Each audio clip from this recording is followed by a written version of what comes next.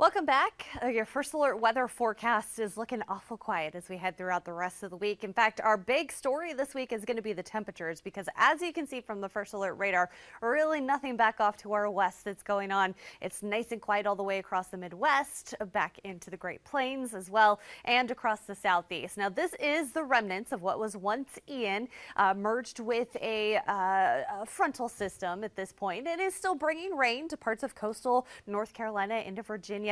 Up into parts of New England, New Jersey, into Maryland, as well as Pennsylvania.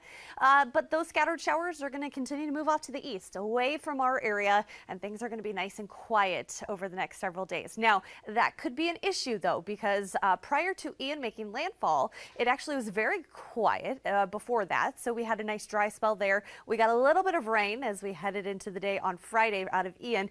Some of you, especially off to the east, got around 2 inches of rain, whereas further to the west, you got less than an inch of rain.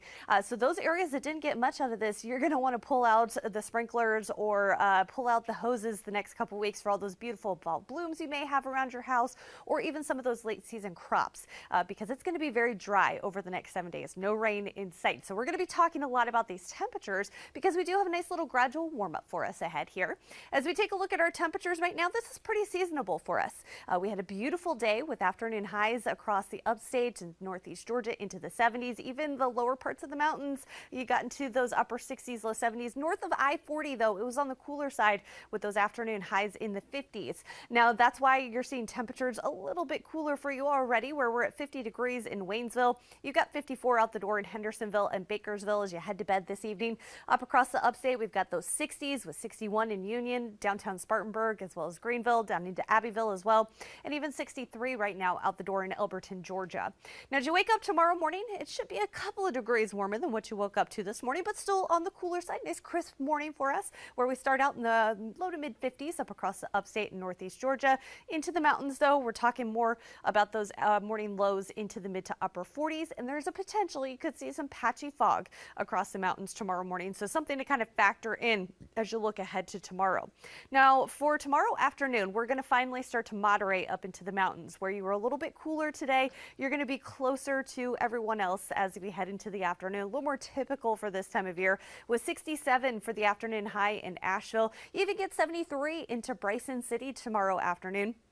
74 in Franklin, North Carolina, and then as well as down into Anderson, South Carolina. 72 Greenville into Lawrence, as well as Spartanburg, with 75 in Elberton and Toccoa. So these temperatures really not bad for this time of year. Still a couple degrees below normal for this time of year, but we get that nice sunshine as we head throughout the day tomorrow.